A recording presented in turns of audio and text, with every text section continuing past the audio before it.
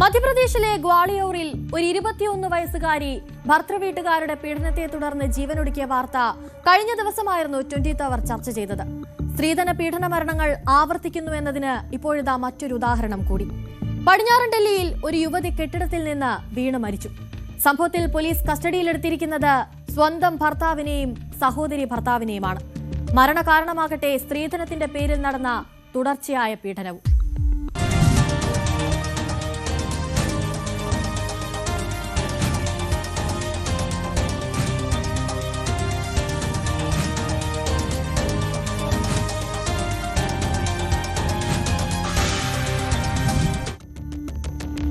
പടിഞ്ഞാറൻ ഡൽഹിയിലെ ഇന്ദർപുരിയിലെ താമസക്കാരിയായ വീണകുമാരി എന്ന യുവതിയാണ് കൊല്ലപ്പെട്ടത്. ഏകദേശം 5 വർഷത്തോളമായി വീണയും രാജുവും തമ്മിലുള്ള വിവാഹം കഴിഞ്ഞിട്ട് 2022 ഡിസംബറിൽ ഉത്തർപ്രദേശിലെ സംഭാലിൽ വെച്ചാണ് രാജു സിംഗ് വീണയെ വിവാഹം കഴിക്കുന്നത്. വിവാഹം കഴിഞ്ഞ് കുഞ്ഞുണ്ടായി 6 മാസത്തിനു ശേഷമാണ് വീണയും ഭർത്താവ് രാജുവും ഡൽഹിയിലേക്ക് താമസം മാറുന്നത്. വിവാഹം കഴിഞ്ഞ് മാസങ്ങൾ പിന്നിട്ടപ്പോൾ തന്നെ ഭർത്താവിന്റെ ഭാഗത്തു നിന്നും വീണയ്ക്ക് സ്ത്രീധനത്തെ ചൊല്ലി വലിയ തരത്തിലുള്ള പീഡനങ്ങൾ നേരിടേണ്ടി വന്നിരുന്നു. റോയൽ എൻഫീൽഡ് ബുള്ളറ്റും ടിവിയും മറ്റു സാധനങ്ങളുമൊക്കെ വീട്ടുകാർ തനിക്ക് വാങ്ങി നൽകിയില്ല എന്ന് പറഞ്ഞായിരുന്നു രാജു വീണയെ നിരന്തരം മർദ്ദിച്ചിരുന്നത്. എന്നാൽ മാതാപിതാക്കളോട് ഇക്കാര്യം പറഞ്ഞാൽ കൂടുതൽ പ്രശ്നത്തിലേക്ക് വിഷയം പോകുമെന്ന് ഭയന്നിരുന്ന വീണ അവരോട് ഇതൊന്നും പറഞ്ഞിരുന്നില്ല. പക്ഷേ ഒടുക്കം മർദ്ദനത്തിൽ നിന്നും യാതൊരു രക്ഷയുമില്ലാതെ വന്നതോടെ അവൾ തന്റെ മൂത്ത സഹോദരിയോട് കാര്യങ്ങളൊക്കെ തുറന്നു പറഞ്ഞിരുന്നു. ഒരിക്കൽ മരണം നടന്ന അന്ന് രാത്രിയും അവൾ സഹോദരിയെയും ഭർത്താവിനെയും വിളിച്ചിരുന്നു. താൻ ക്രൂരമായി ആക്രമിക്കപ്പെടുകയാണെന്നും ഈ രാത്രി താൻ അതിജീവിക്കില്ലെന്നുമായിരുന്നത്രേ അവൾ മൂത്ത സഹോദരിയെ വിളിച്ച് കരഞ്ഞു പറഞ്ഞത്. അടുത്ത ദിവസം പുലർന്നപ്പോൾ അവർ അറിയുന്നത് വീണ മരിച്ചു എന്ന വാർത്തയാണ്. दिसंबर 2022 में उनकी शादी हुई थी. शादी के 6 महीने बाद उनको दिल्ली लाया गया. ठीक है. उसके बाद 6 महीने के बाद उनको टॉर्चर करा गया दहेज के लिए कि तुम्हारे घर से ये नहीं मिला वो नहीं मिला. इस चीज़ को लेकर लड़ाई झगड़े होते रहते थे. मेरी बहन ने मुझे कभी नहीं बताया इस बारे में.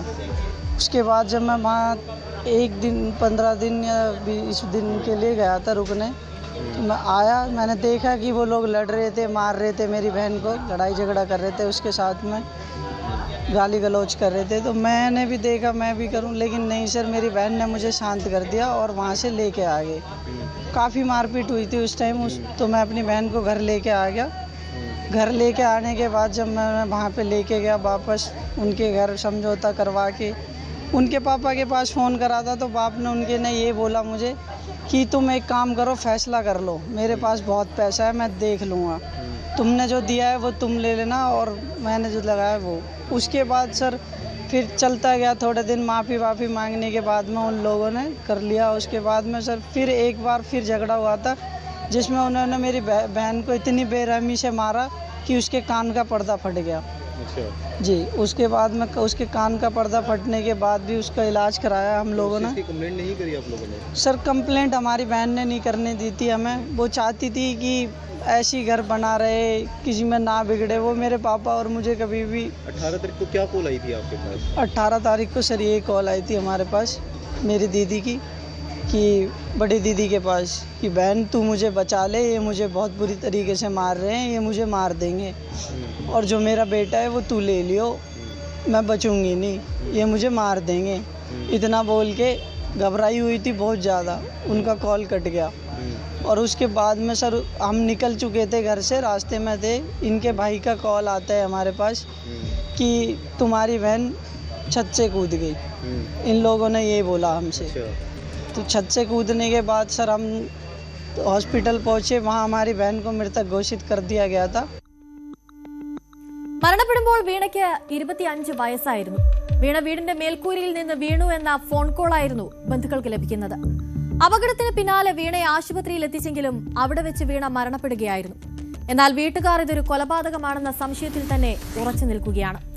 കുടുംബാംഗങ്ങളുടെ മൊഴി, പോസ്റ്റ്മോർട്ടം പരിശോധനയിലെ കണ്ടെത്തലുകൾ എന്നിവയുടെ അടിസ്ഥാനത്തിൽ വീണയുടെ ഭർത്താവ് രാജു സിംഗിനെയും അദ്ദേഹത്തിന്റെ സഹോദരി ഭർത്താവിനെയും ഭാരതീയ ന്യായ സംഹിതയുടെ പ്രസക്തമായ വകുപ്പുകൾ പ്രകാരം ഇന്ദർപുരി പോലീസ് സ്റ്റേഷനിൽ എഫ്ഐആർ രജിസ്റ്റർ ചെയ്തിട്ടുണ്ട്. പോലീസ് അയൽക്കാർക്കിടയിൽ നടത്തിയ അന്വേഷണത്തിൽ വീട്ടിൽ നിന്ന് തർക്കം നടക്കുന്നതിന്റെ ശബ്ദമോ ഒന്നും തന്നെ കേട്ടിരുന്നില്ല എന്ന മൊഴിയാണ് ലഭിച്ചത്. കൂടാതെ രാജുവിനെയോ സഹോദരി ഭർത്താവായ രാജ്കുമാറിനെയോ അവിടെ കണ്ടില്ലെന്ന മൊഴിയാണ് അയൽക്കാർ നൽകിയിരിക്കുന്നത്.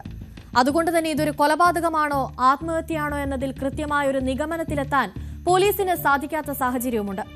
ഫോറൻസിക് സംഘങ്ങൾ സംഭവസ്ഥലത്ത് നിന്ന് തെളിവുകൾ ശേഖരിച്ചിട്ടുണ്ട്. ഇപ്പോൾ അയൽക്കാരിൽ നിന്നും മറ്റ് സാക്ഷികളിൽ നിന്നുമുള്ള വിവരങ്ങൾക്ക് ഒപ്പം പീഡനവും ശാരീരിക ആക്രമണവുമായി ബന്ധപ്പെട്ട ആരോപണങ്ങളും പോലീസ് ഇപ്പോൾ പരിശോധിച്ചു വരികയാണ്.